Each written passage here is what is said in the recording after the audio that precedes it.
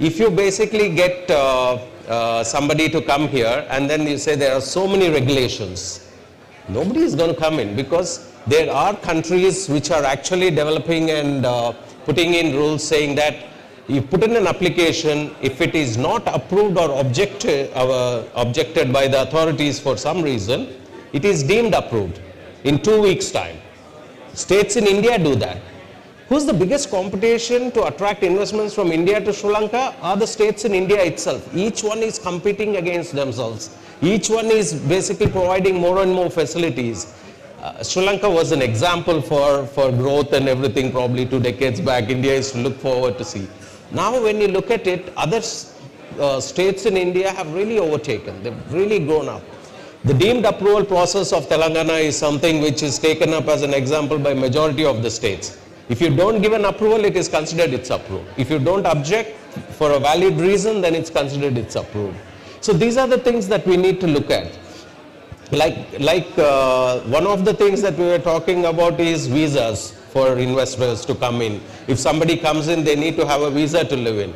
We haven't had a process of somebody buying an apartment, getting a visa.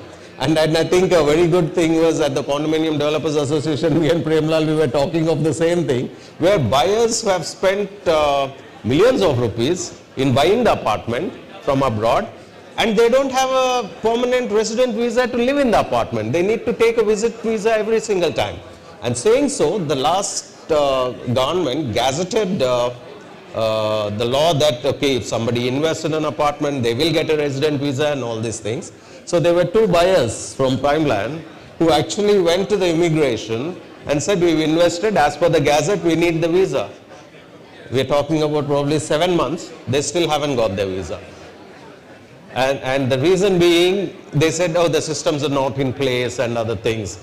So these are the things that we need to address. It's not just regulations from the government side to put in and say, you need to follow this, and various other things. But from the government to say why you should come, why you should invest in Sri Lanka, make it Sri Lanka an attractive proposal.